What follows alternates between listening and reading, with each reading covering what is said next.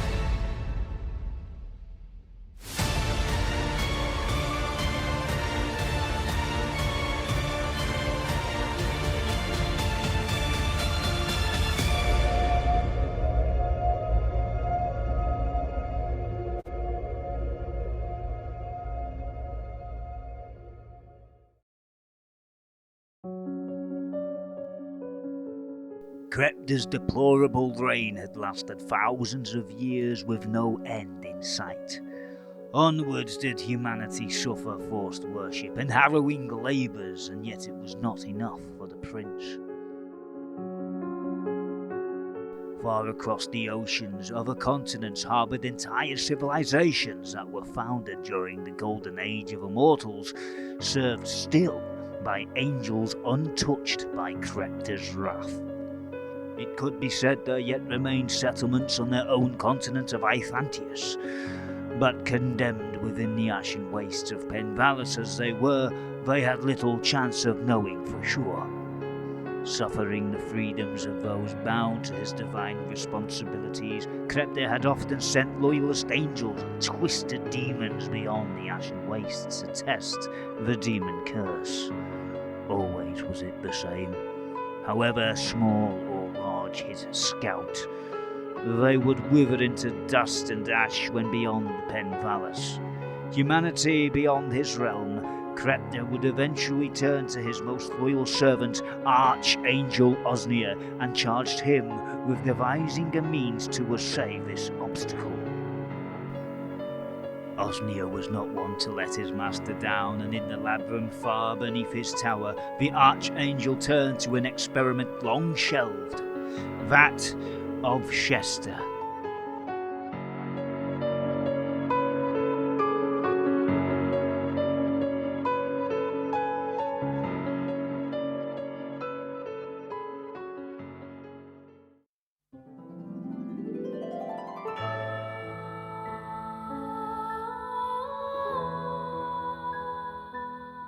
Over 100 sisters began their lives as grown creatures born of the birthing flame, each with not a memory of that horrendous ordeal. It had taken Osnia centuries, but 59 sisters and a single brother had survived the trial of fire.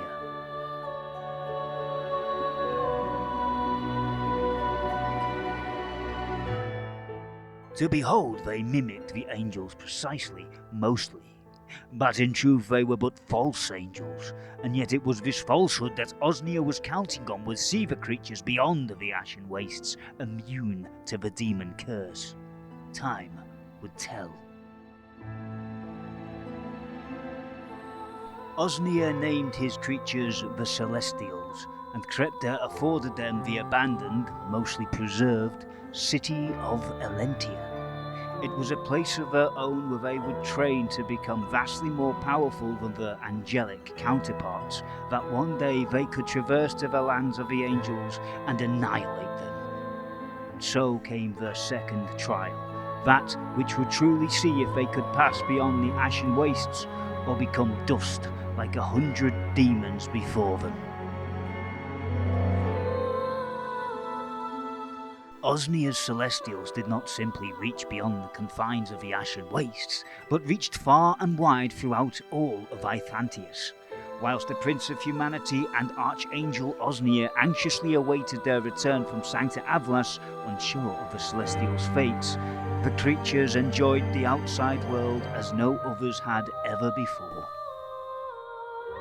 Without a perpetual and repressive layer of ash above them, they could bear witness to righteous sunshine upon green fields, bask before glorious, glistening waterfalls, and bear witness to a silent moonlight of unsettled lakes.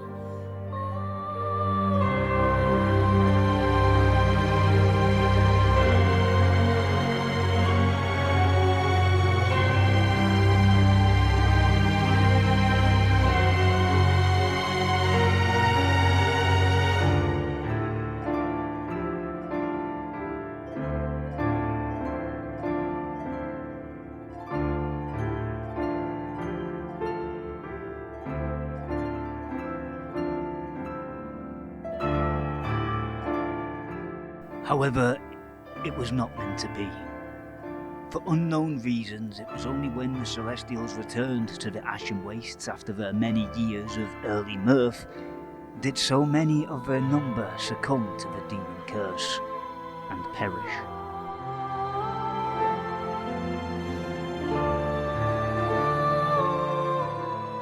"16 remained, and in the name of his divine sovereign Crepta, Osnir would ensure each and every one would become as great as they possibly could.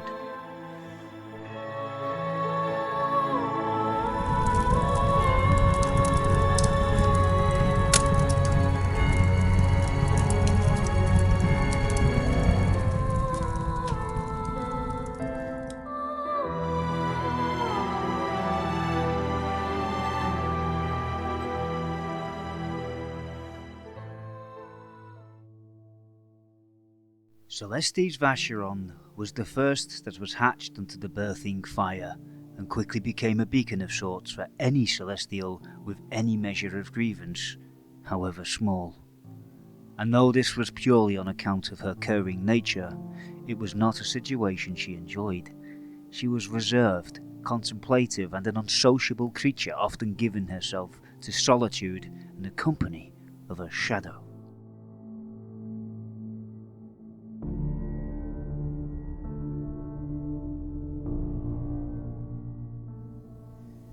There were, of course, exceptions, for often Celestes Vespus would seek her out, but for her wisdom, and well, everybody liked Vespus the last born.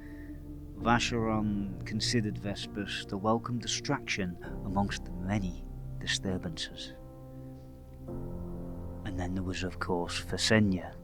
She considered Thessenya her closest sister, for so alike they were in their mindsets, and so natural was their expressive chemistry. But Thessenya adored the sword as much as Vascharron abhorred it, and despite their closeness, that was not to say Vascharron still did not long for her own company. Even so, Vascharron found Thessenya's company a comfort to her, and she was the one soul she could herself confide in times of need. Both angels and demons were present in Elentia, and all the Celestials knew it, though these guardians would only show themselves when the sisters made to leave the vast empty city. They knew precious little of the world, save only that they needed to be trained to slay monstrous angels beyond the many oceans. But Vascharron was a naturally curious spirit, and it was not long before she managed to elude their keepers and leave Elentia altogether. So soon afterwards, she would discover the dungeon hives of Sanctor Avlas.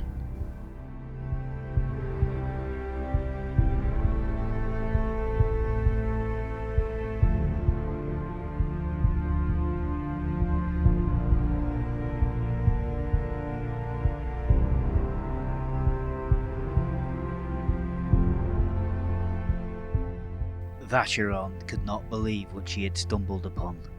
That so many lowlier beings could be enslaved in such a cramped honeycomb of cells and dungeons that stretched mile after mile came to her as a complete offence against her very nature. Observing from the shadows, she was soon sighted, and a brief confrontation followed as she sought to flee the wretched den of the evil.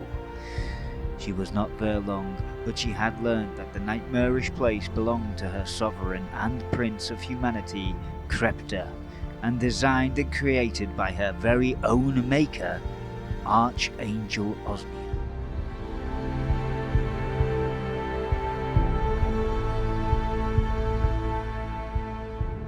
Upon returning to Valentia, Celestes Vascharron wasted no time in seeking out Thessenya and alerting her of her findings.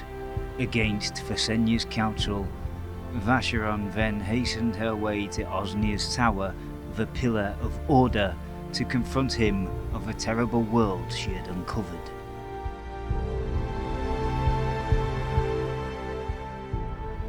On her way, she would be stopped by Velmathelle, a celestial who was something of an anathema and social outcast amongst the others. She was as enigmatic as she was difficult to engage with.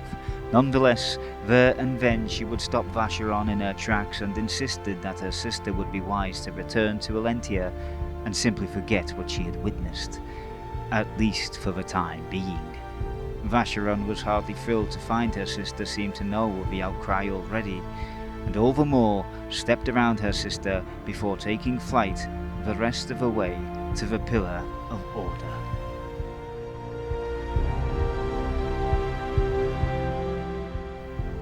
Osnia did not seem surprised at the quiet and sharp Vascharron was first to make the findings, for little escaped her intuitive notice.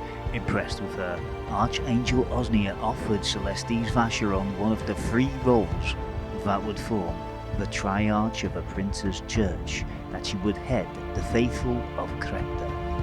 Vascharron saw it as nothing more than a bribe of influence and power, neither of which particularly suited her, and thus she was quick to refute it and leave after a fierce argument with her maker.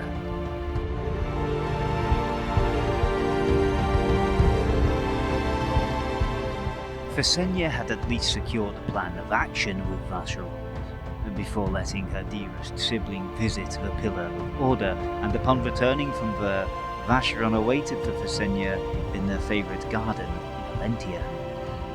However, by the time Thessenya arrived, there was no sign of Vascharron, only a red feather, and the firstborn would never be seen again.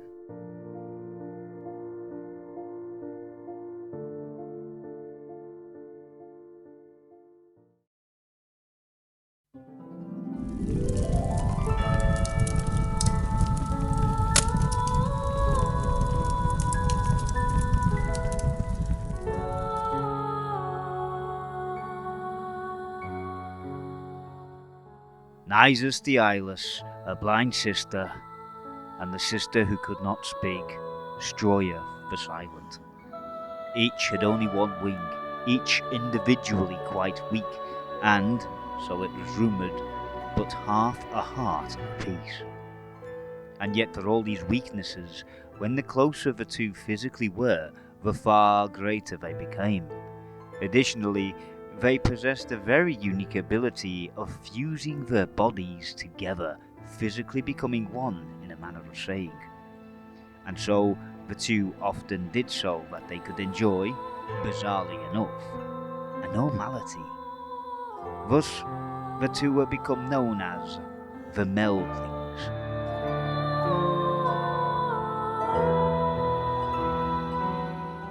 When melded, Nizus the Eyeless and Stroya the Silent were terrible adversaries to overcome, and even their only brother and leader, Saint Gadoska, valued their abilities so much that they served him as a bodyguard. During the centuries following the alleged desertion of Vascharron, the sisters had, for better or worse, gradually been introduced to both the dungeon hives and the way of life there. It had been instilled into them that the necessity to break the collective spirit of humanity was a means to see them atone for their ancestors turning their backs on Krepta so many generations previously. One dark day came by when Celestes Illicielle had fallen fatefully sick, enamoured by what looked to be the trappings of the Daemonkurse. Osnir greatly feared her demise may be near, and he abandoned the management of Sanctor Avlas and the dungeon hive to treat Illicielle with his full attention in the Pillar of Order, with the permission of Krepta, of course. To this end, the dungeon hives were in the hands of Saint Gadoska. Though Gadoska was no fool, he quickly learned that though both demon and loyalist angel served Osnir zealously, looking to the Celestials as superiors was very much a point of contention. Demons and angels alike considered the Celestials as nothing short of abominations, falsehoods, weak bloods, Osnir's pets. Nonetheless, it was up to Gadoska to take control over countless demons, including the greater echelon, Memphelius himself. Saint Gadoska did not believe things would not go without incident, but when Vespus had blindly wandered deep into the farming caverns of Memphelius, things escalated quickly. Firstly, Memphelius' right hand in the farming caverns, Gereshka the Flesher, would seek to destroy and likely tan and devour Vespus. The meldlings quickly were ordered from Gadoska's side to the confrontation. The violence was swift, bloody, and devastating. The meldlings found themselves at odds with nothing more than a small horde of demons that had flocked to Kreshna, who herself dealt mighty blows and partly devoured Stroya. Nizus would not abandon her sister who lay dying, and there, far from help in some lost corridor outside the farming caverns, Nizus nursed her, feeding Stroya her own strength to sustain her. But Nizus grew weaker while Stroya was brought back from the brink. And as Nizus neared a point of no return, she felt that she could see no future ahead without Stroya being a part of it.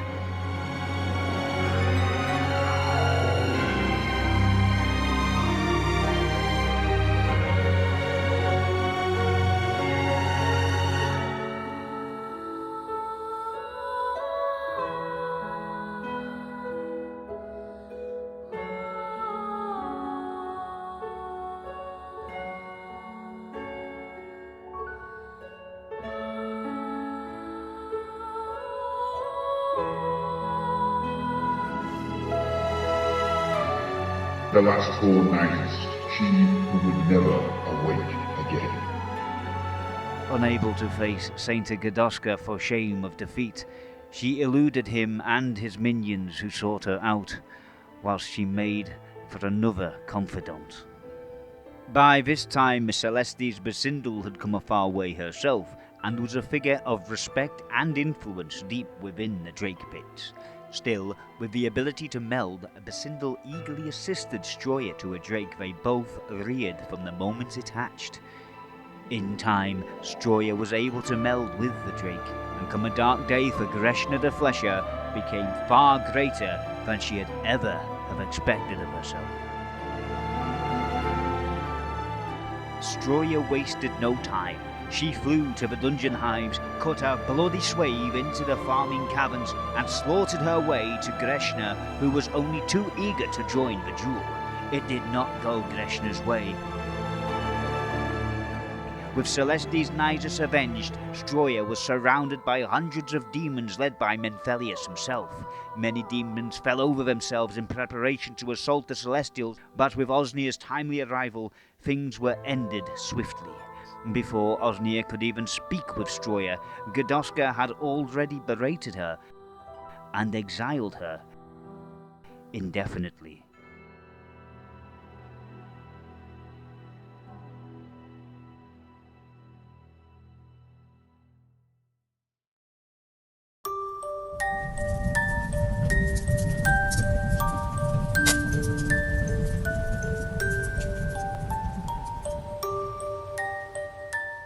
Amongst the lowly tormented non-believers, faith came to rekindle, for in the Avalace Cathedral, Crepta had selected the triarchs of a prince's church, and he had selected well.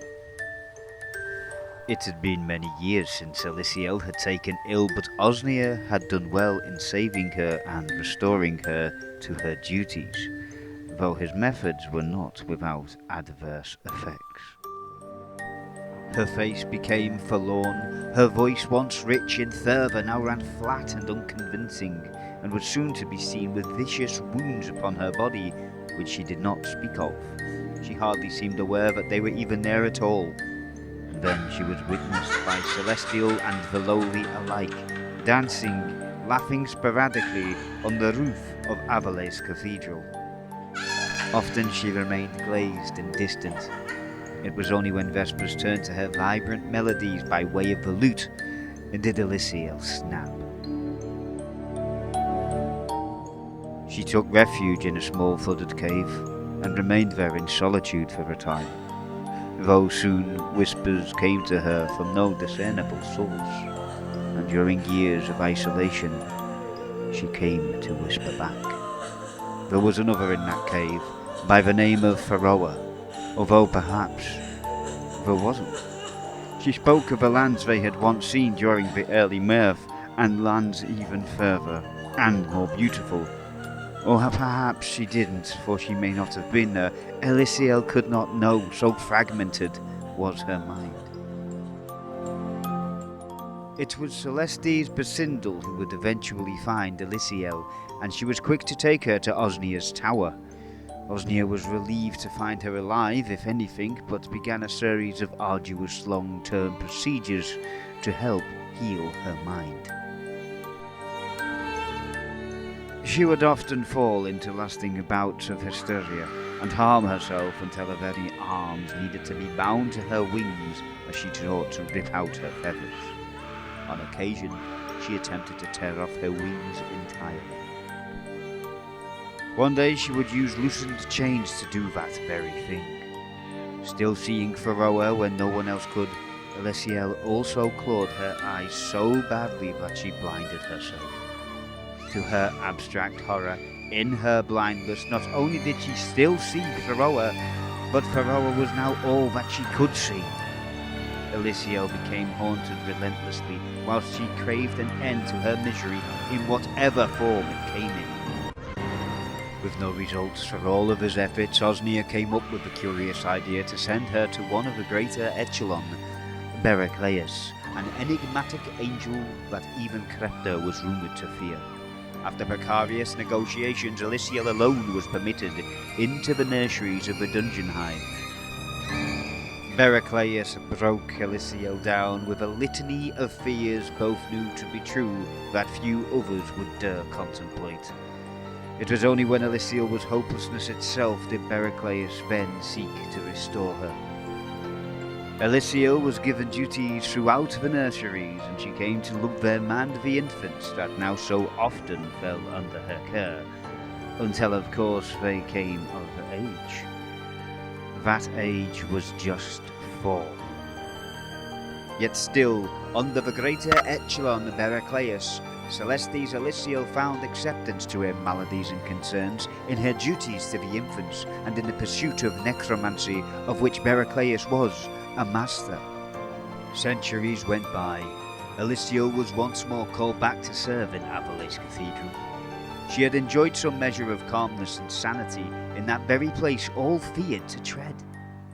Bericleus offered Illicielle a last thought to keep in mind before her recovering charge departed. You are not what they need of you. You suffer because you suffer yourself. Celestes Illicielle returned to Avalai's cathedral to find her efforts and devotion had been sorely missed, and her return was a cause of much celebration amongst the faithful. For a time. Soon her words often grounded to a halt. She heard whispers and saw her old haunts.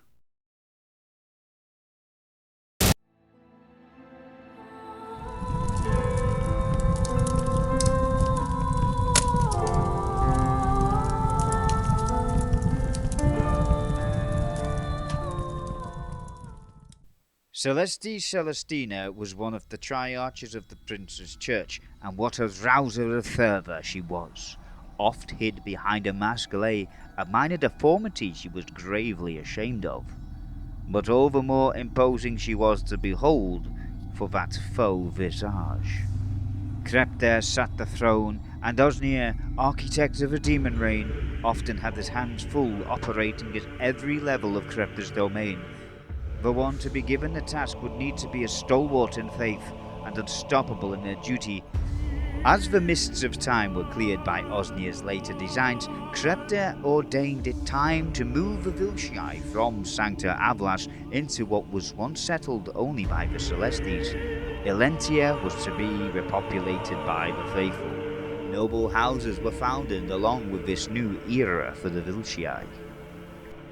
That was not to say that the Noshi slaves would not also be welcomed. Some were, yet remaining in their current enslaved capacity only.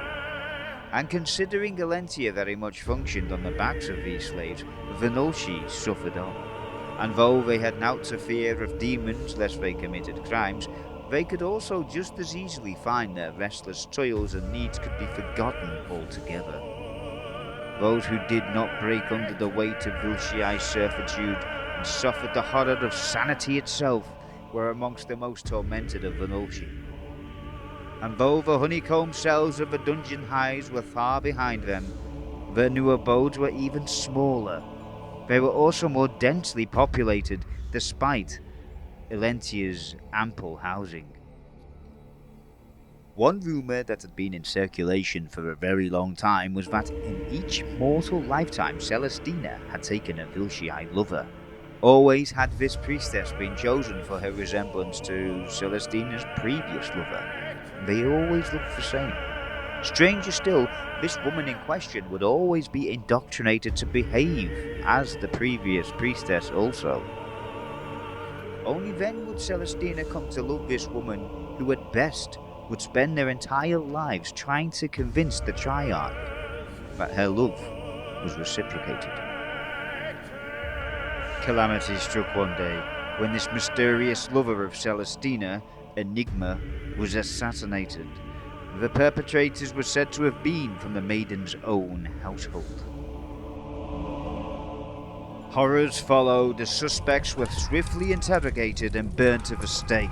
Celestina's rage and desperation to out the truth and deliver swift vengeance for her lost love, who would now need to be replaced, knew no bounds. When she was certain she could find no evidence, more members of the household were put to the torch, and other victims of her interrogations were thrust forward before her, cowering as if fearful of the guilt they bore. It was until the day came that she came to interrogate a woman who looked the very image of Enigma. Celestina swiftly rejoiced and had the woman indoctrinated as Enigma. No longer bothered for answers, she also had the remainder of the household dealt with in a very different way.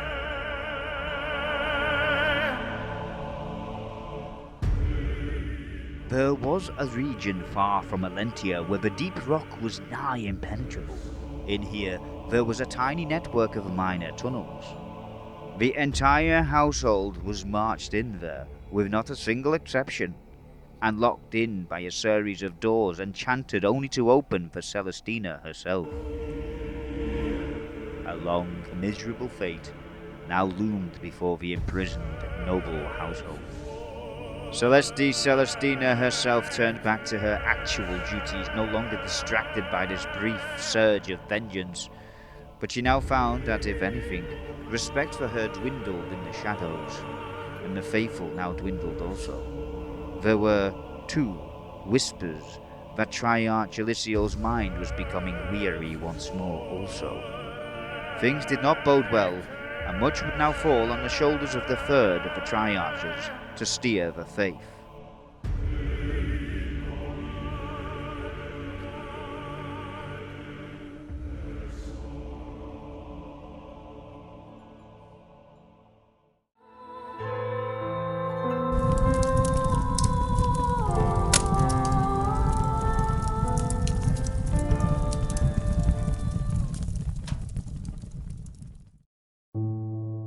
The dungeon hives, and indeed the demon reign in its broader scope, was a means to break humanity down psychologically and collectively, creating a mindset that had been moulded by Krepta's own will.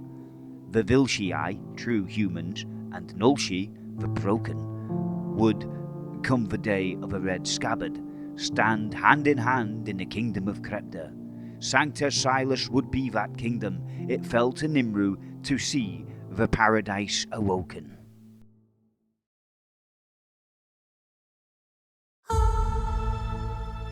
Bound in Krepta's own cloak, Celestes Nimru took with her tens of thousands of Nulshi slaves and thousands of armed Vilshii guards should any Nulshi require killing or sought to indulge in their free will. The angelic titan Shesta, now also turned demon, had been offered into Nimru's service for the task.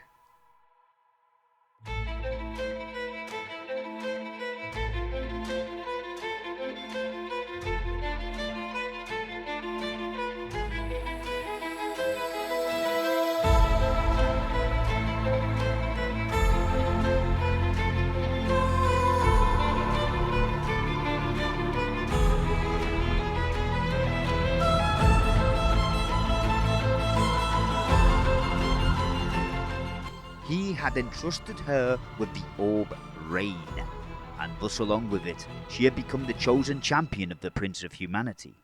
It did not take Nimru long to begin glaring into the orb in a bid to understand it, but she soon believed she understood it well enough. Temptation be damned, for it was not a law for the chosen to be bound to the laws of Krepta, for he had chosen her to be entrusted above his word and law.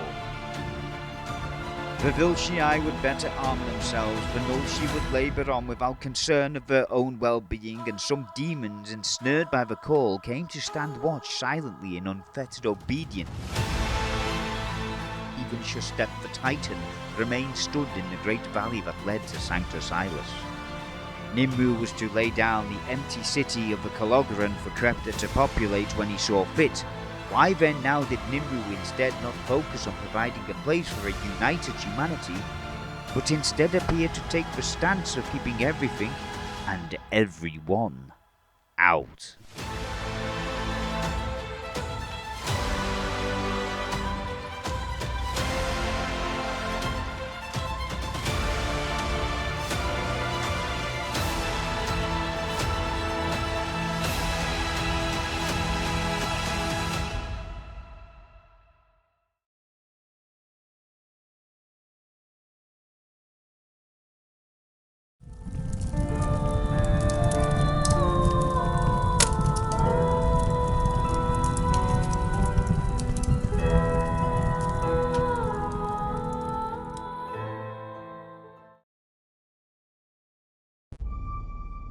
There was a secret within the Pillar of Order, a secret so few knew about. When the Celestials had been drawn into the birthing fire, many died. One that had died returned to life of her own accord. Osnia, overjoyed and perplexed in equal measure, kept the Celestial, Falamanthia, hidden away. But when Krepta heard of her feat, he desired her should be chosen for a very particular task, and such a task required very particular preparation.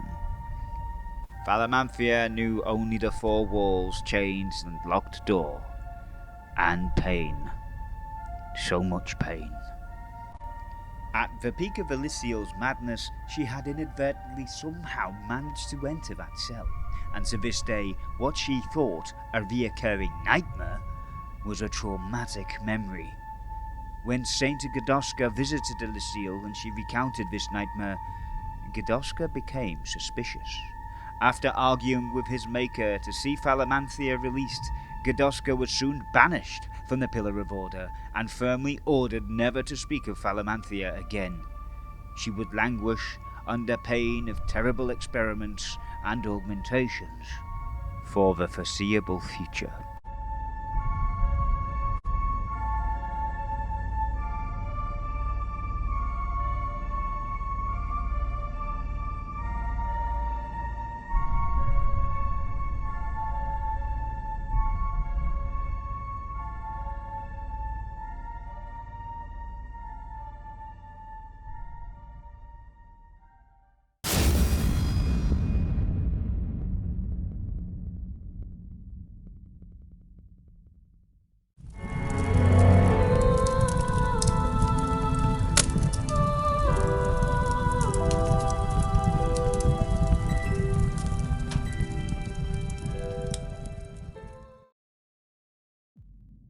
Two Celestials were handpicked by Osnia to serve him in matters of dark natures. Celestes Eniscula singled herself out quickly as a good option. Her role was a dark path indeed, and her training far darker still. When Nulci insurgents had begun murdering Vilcii and the lesser demons, Osnia saw an opportunity to widen Eniscula's skill set.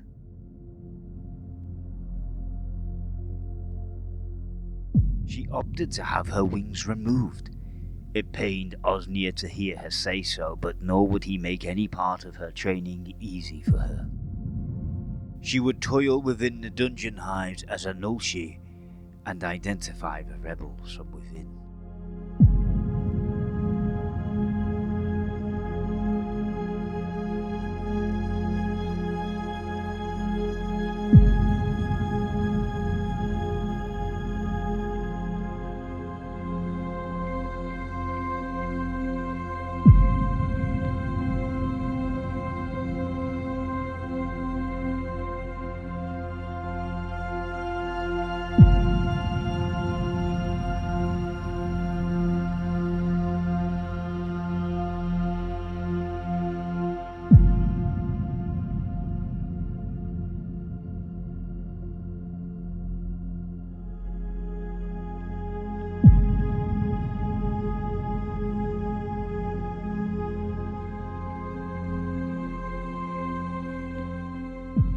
She had to learn quickly to bury personal feelings quicker than she could open throats.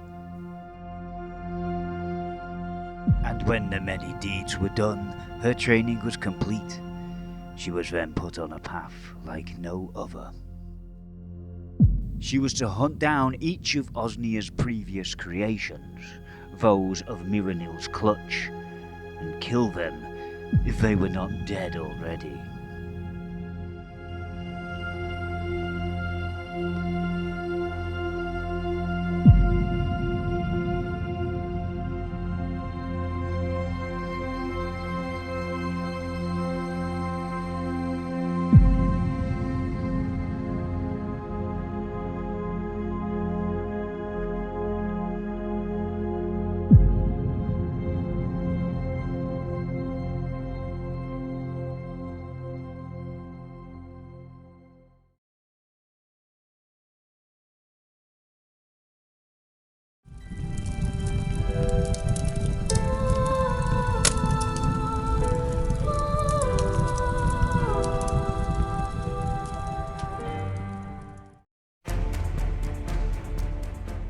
Celestes Ellesendrelle was by far the most powerful of the Celestials by reckoning of strength and martial skill.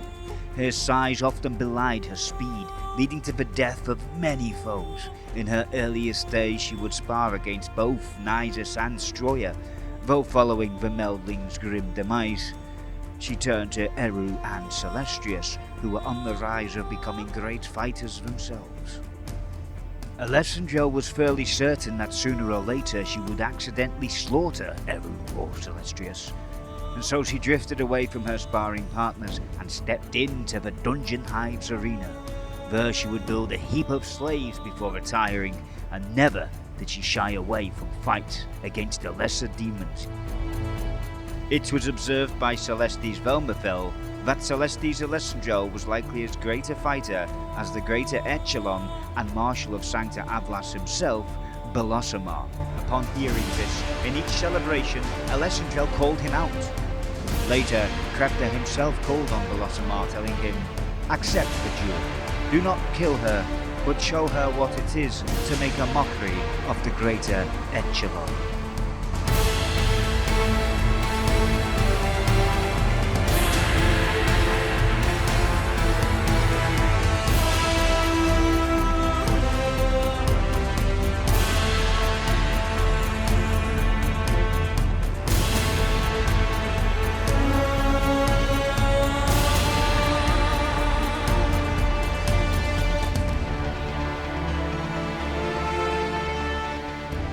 To the surprise of all but the Celestials, Ellesendrelle not only defeated Belosomar, but Crepta himself had to call out in the midst of the fray that Belosomar was not killed entirely.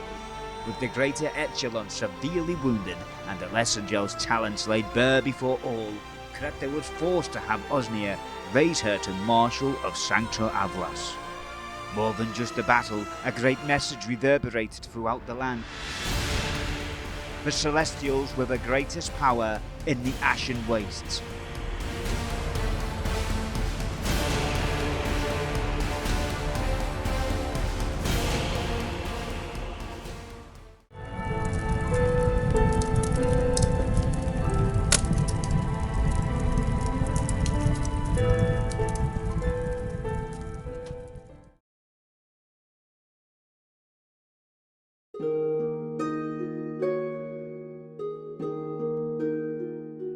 What is there to be said of sweet Celestes Vespus the last-born? Her beauty grew each day, and her song and dance and lute would lift the hearts of any who were so fortunate as to behold her. Hers were the colours of autumn, where fading sunlight fought valiantly for the dying leaves. Of all sisters, none could wrong her in any way, for her innocence was too pure to corrupt, and too naive to confide in. Above all, she admired Vascharron and Thessenya, and despite the whispers amongst the sisters, she could not imagine a world where Osnia, Gedoska, nor Crepta himself could harm such a precious thing as Vascharron, whom she could only assume had fled to cater to her own needs. She always thought of her own sister's needs before her own, and had tried to prevail over Vascharron's gloom. She tried to help Illicielle from the dark of a broken mind, and for Thessenya, another brooding celestial, she would often approach her, even not to talk, to simply sing or play her lute for her. But even more so than Thessenya and Vascharron, Vespus loved their brother more than anything in the world, and he too loved her so. Gedoska's problem with Vespus was in fact her good nature. Vespus often forgot that their purpose was to train hard and slay the evil angels of faraway lands. She neglected her martial training and studies, and instead drifted wherever she so desired to raise the spirits of others, and often herself. Her own mind catered to darkness too, but she so easily denied its sway. Gedoska protectively maintained his pressure on Vespus to fall in line with the others, but she always managed to wriggle out of it. A concerned Osnia broached the topic with her, also to no avail, despite his firmer words. Then, one day, a direct order had come from Crepta himself, and it was not what either Gedoska or Osnia were expecting.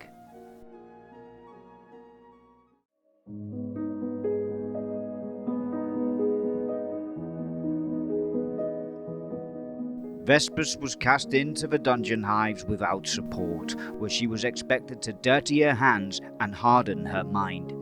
Even so, with her fortitude greater than that of the Noshi slaves, she carried out the lion's share of the tasks, often playing for them at night that her music was louder than the incessant repressing tolls of Luminar, the belfry. She raised spirits, tended to the injured, and more than once put down demonic guards who sought to harm certain slaves. More than anything, she often just stood, fixed in place, speaking to those around her, offering them hope through her words and her tender voice. And they came to love her for it. Many years would go by without reproach for her fair actions, though she had expected Osnia or Gadoska to reproach her regarding her antics, but they did not come. But as her final few days in the dungeon hides approached, word came from Gadoska himself, and he delivered her next tasks to her with a forlorn face.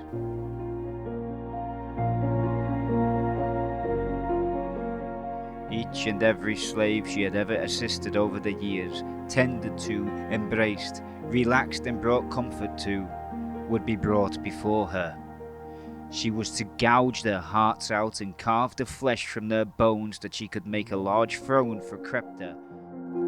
When she was returned to Sanctor Avlas, she was not the sprightly creature all had remembered. Gadoska would not even attend her return, perhaps out of shame, perhaps out of fear. Furthermore, Crepta had been impressed with her loyalty over all other things, and decided then to reward her by keeping her at his side to serve as his handmaiden. There, under Luminar's endless tolling, where Crepta insisted she need not sing nor make the annoying sounds of her lute, she would remain indefinitely.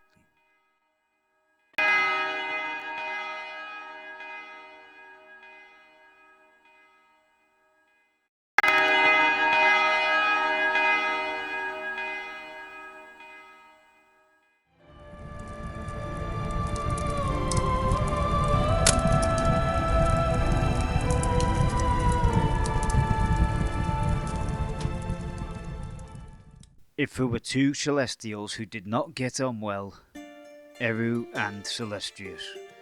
They made kicking each other off cliffs fun, but with blood came hatred. A harmless rivalry became a truly hateful game, and even Gadoska had tried to stem the fires of her enmity with utter failure.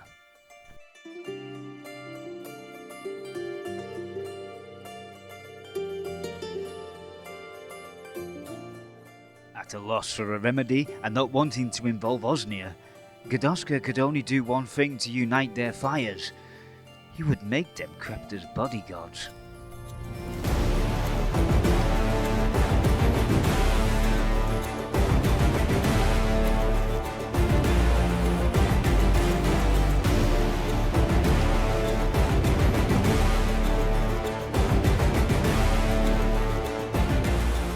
Sword strokes became less wild, but blood rarer, and discipline began to restrain their boiling ire.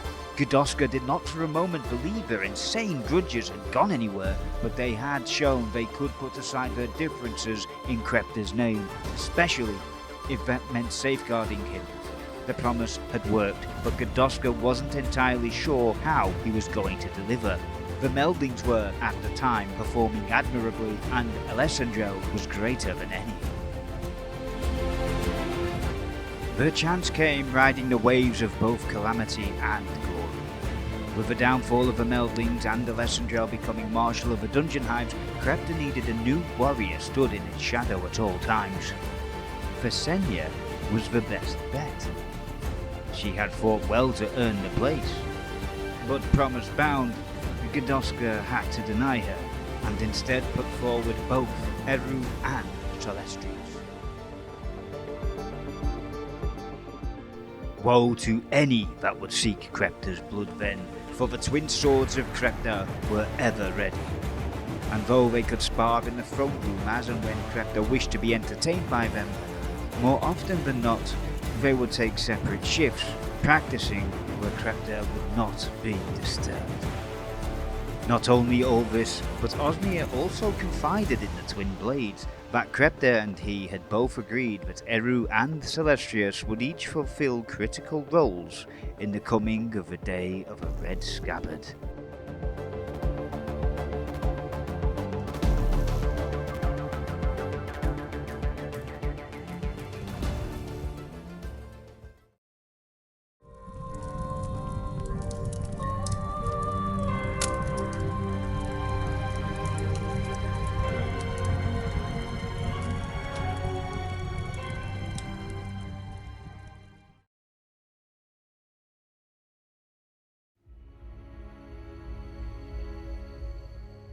Bascindl was a curious creature, and the closest thing Osnia had to an apprentice.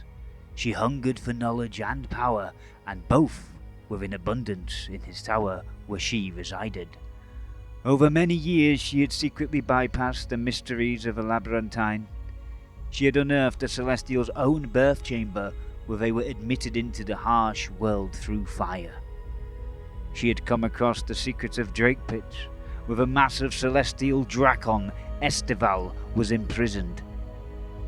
The demons there replicated Esteval in far inferior beings, the Drakes, for which Bascindl became immediately taken with. Fortunately, the Drakes took a liking to her too. Ultimately unwelcome there, Bascindl had to go as far as seducing the primary overseer for over a long period of time, before her new lover would give her free rein within his operation. From then on, she took to the creation of Drakes herself, absorbed what knowledge she could from Osnia's library, studied endlessly amongst her new friends, and then sought to create dragon-like aspects upon herself, following similar protocols employed in the creation of Drakes. After much interrogation of her demonic lover and Osnia himself, she went on to perform an unbelievable feat. She managed to mimic the demon's innate mastery of fire by transcribing it in rune form. Celestes Bascindl thus became the mother of demomancy itself. Though she had failed morphing aspects of dragons upon herself, she had much more luck when Stroya came to her in an appalling state.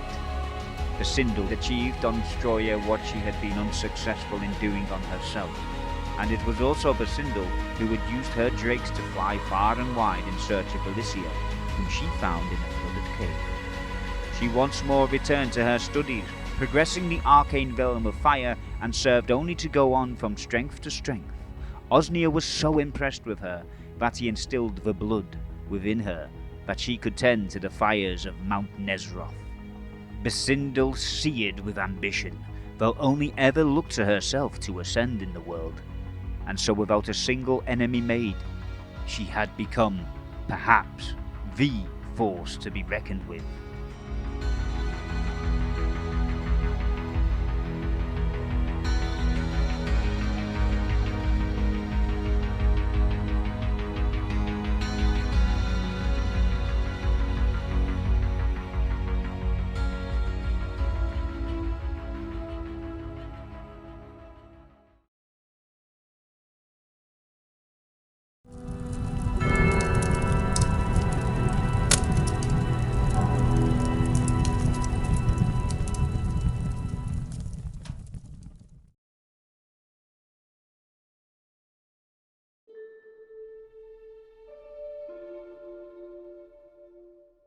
Velmathelle was one of the shadows, and hers was the task of secretly spying on Gedoska and the other Celestials.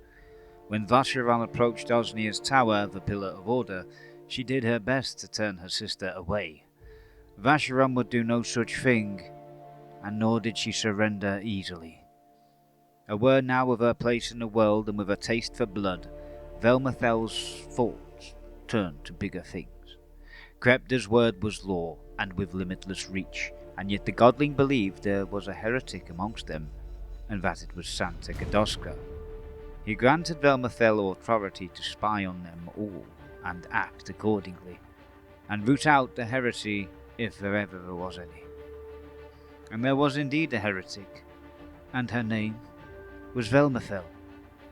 She began her work with Illicielle, poisoning her to the point she almost died with a concoction that mimicked the Daemonkurse, all in order to keep Osnia distracted in his tower. She then learnt of Enigma's secret location from vengeful Nulshi slaves, and actually possessed members of her noble house to find and murder her. Celestina's retaliatory campaign of hunts and torture had alienated her terribly amongst the faithful, and undid centuries of work, for she had also alienated the Prince's church. Velmathelle then stole Krepda's Orb of the Chosen, Rain, and granted it to Nimru, informing her that she had been chosen, and that she was to use the orb with Krepda's blessing. Only Nimru did not have Krepta's blessing, and without such a mandate she became enslaved by it, and it by her. She now came to think herself as the Prince of Humanity. The triarch of the Prince's Church had been utterly toppled. She had stirred a hornet's nest between Ellesendrelle and Bellosamar, leading to Bellosamar in a nigh state of death, and leaving Ellesendrelle at the head of an army she cared little for. Back in Sancta Avlas, behind closed doors, Osnia and Godoska were at each other's throats on account of the utter mismanagement of the Celestials, though neither suspected the true reason. And with the faith all but gone, the will of the godling began to fade also. With only Celestes Bascindl left to truly fear, Celestes Velmathelle was about to rock the demon reign to its core.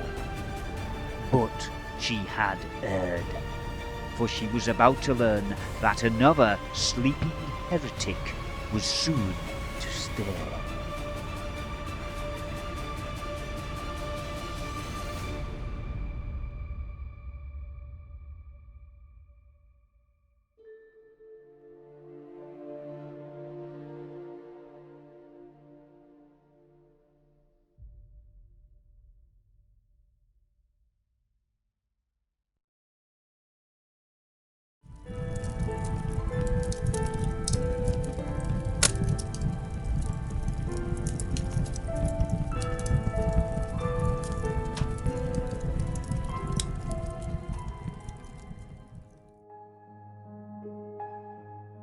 Nizus was dead, and Stroya remained in exile. Nimru remained guarding the very throne she was now so certain was hers by right. Celestina was quelling insurgent Vilcii and renegade angels for her actions that had betrayed the faithful. Forlorn Illicielle was still beleaguered by her own demons.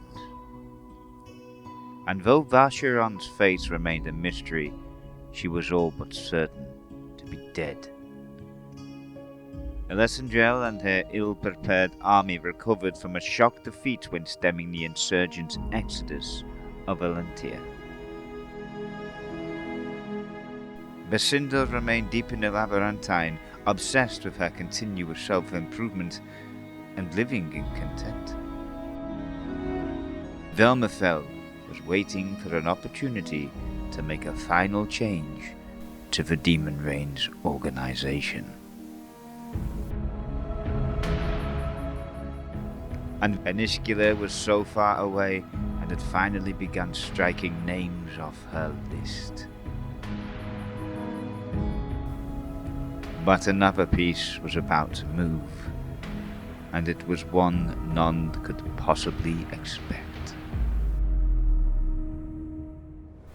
Thessenya often lingered on the coasts, contemplating if she was ready, for ever since her beloved sister had been taken from her, she had devoted herself to the blade. She had remained silent and dutiful, but in truth, Vascharron's death still haunted her and would not go unanswered. Fearing trespass into the Cescus, she took to the ocean air and flew through storm and calm in search of the other lands. She found many a paradise as yet untouched by humanity, and would eventually find a world so far apart from the demon reign she could not believe her eyes. And there were angels. When she arrived, so soon did more angels flock to visit upon their guest from the Holy Land. These were not the angels that were promised, as she had long expected since her first days in the world. These angels were not the evil, twisted, wicked ones they had been trained to slay. Only then did she realize the extent of their indoctrinations, and it was everything Vascharron had suspected and more. And so did Thessenya recount the horrors of the demon reign in the dungeon hives, and the fates of the renegade angels that had been twisted into demons. She spoke of her siblings and their purpose, and how Krepta himself was an affront to all that he was to represent. They would decide whether they had the right to turn against their lord so, and whether it was their duty to do so. Having told them everything, Thessenya could only look on with a pounding heart.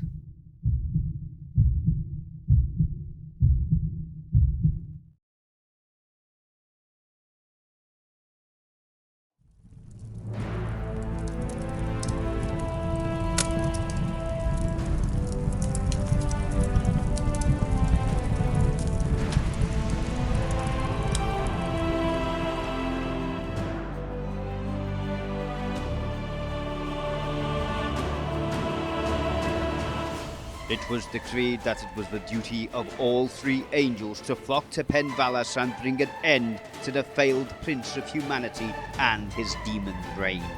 Word was sent far and wide to the continents, all would come forth. The angels had long awaited word from their lord or one of his servants, but they had not expected this. It was time that judgment fell upon Krepta, that vengeance would crush him. So mortified were these angels that, knowing full well of the complications between Krepta and his brother Kozengrad, they still sent a call of aid to the Draken Lord at High Wing. And not simply all this, but having displayed great courage in coming to the angels and showcasing her mastery of the sword, Thessenya was not only exempt from the retribution of all atrocities incurred under the demon reign that she had been affiliated with, but she was also made their leader. The miserable day had started like any other at Sancta Radras. Then the angels came for them and descended rapidly and in great numbers, and as Thessenya paved a way of blood towards the castle, Ellesendrelle rallied her army and struck the angels from the rear, from outside the city, forcing Thessenya onto two fronts.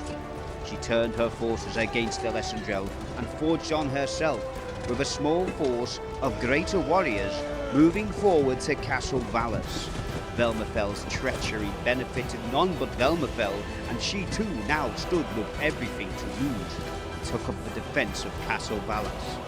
And Bascindl emerged from the confines of her lair with her drakes in tow and flew from one side of the battles to the other, unleashing acid upon enemies wherever they lingered. While the angel was greater than the demon, the celestial was greater than all. Ellesendrelle's charges were irresistible and devastating, and spurred on the lowly demons. Velmathelle's dances of death made little of great angels, as wherever she pounced, wings would fall and blood would rain.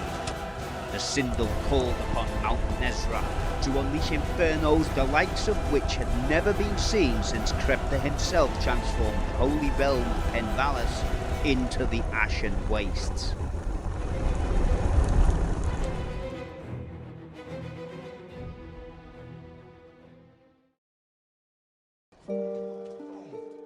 Both sides fought relentlessly, and the battle raged all day.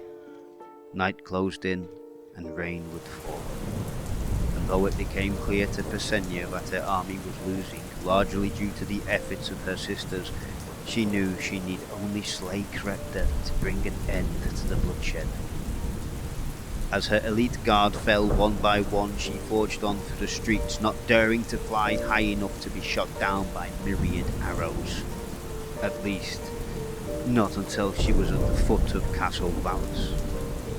From here she swiftly flew to its roof. Krepta and his entourage were now below her, before her a glass dome that would take her to the throne.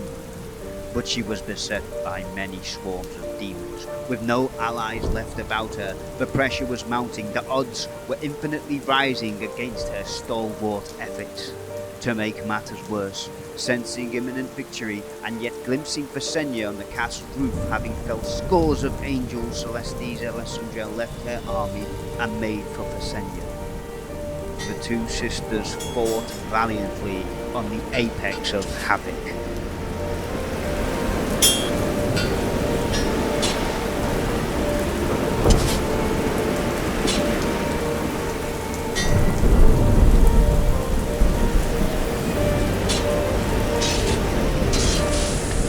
Against all odds, Thessenya smote Ellesendrelle, injuring her and sending her from the castle roof. Thessenya, drained from the constant frays, took but a moment to gather herself.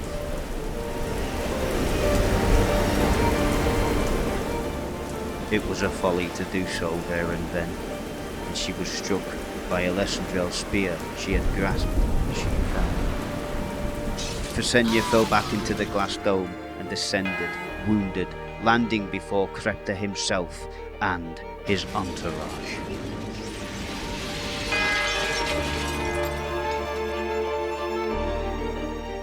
Osnea looked on distantly, and might have even been proud of Thessenya's feats.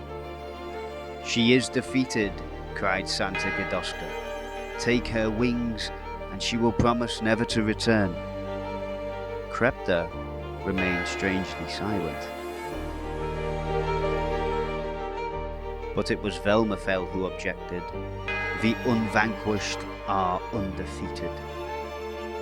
Thessenya slowly rose and tore the spear from her belly. Standing tall in her defeat, she muttered to her brother, "I will make no promise that I shall not keep." And then, using all that she had left, and with blinding speed, she cast the spear. Fearing for their prince, the Celestials threw themselves before the Prince of Humanity. But the strike was meant for the maker of the Celestials, that he could make no more. Sillestrias cut Thessenya to the ground, where Eru buried her blade in Thessenya's gut.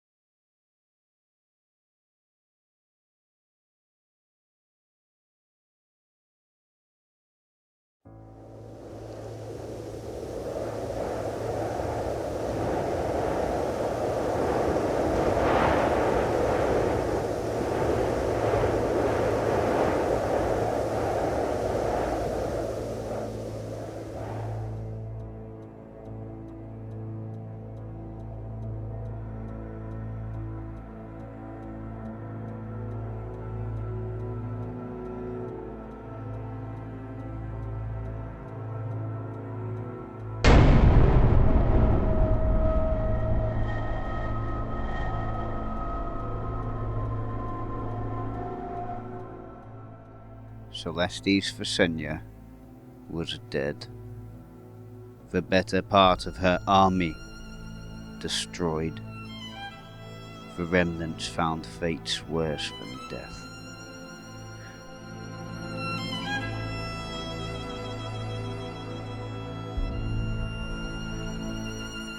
The would-be saviour of humanity was turned a trophy and hung from the ceiling of the throne room by her own entrails.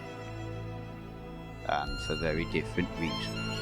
A grieving Crepta instructed that the Archangel be left where he was slain as he was slain, that even in death, Osnea would remain at his side loyally. But who would replace Osnea? One could not help but think of Bascindl for all her knowledge, and the fact she oft shadowed Osnea in his enterprises. And yet the duty fell to Velmathelle. Therefore, she also inherited the Pillar of Order and its many secrets. Velmathelle then delegated the daily runnings of the dungeon hives to the once Santa Gadoska, now simply Gadoska. He had done so before, but only briefly. The task was very much beneath him, and still was. And Celestes Celesdina also learnt a truth, one that saw her almost assassinated. Fearing for her life, she fled to the one place she could access that no other could. and what she assumed had died had not only survived but thrived.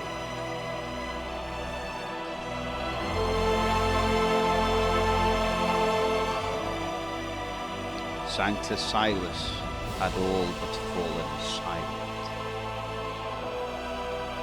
With all the angels dead, Eru and Sillestrias were ordered away from Crepta and given vast armies of Vilcii. They crossed the oceans and besieged the cities of free humanity, offering thousands upon thousands more to the demon brain. Whilst Ellesendrelle was originally sent to aid Gadoska, she had little respect for him then. Often she would entertain herself with sporadic killing sprees, and twice they both clashed. Santa Velmathelle soon reopened the arena and fed Ellesendrelle a steady supply of slaves and the occasional captive angel. And all were beginning to question Crepta's decision-making, none least of all Bascindl. But the silent one who saw all believed she knew why.